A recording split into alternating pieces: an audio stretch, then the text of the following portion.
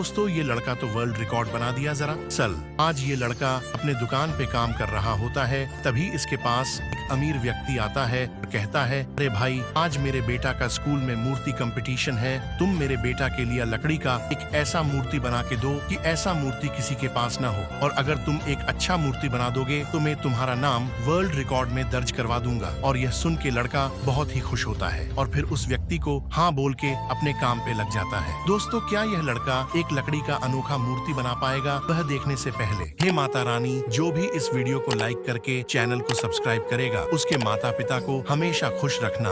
और यह लड़का तो सही में लकड़ी का टाइगर बना के वर्ल्ड रिकॉर्ड में नाम दर्ज करवा लेता है।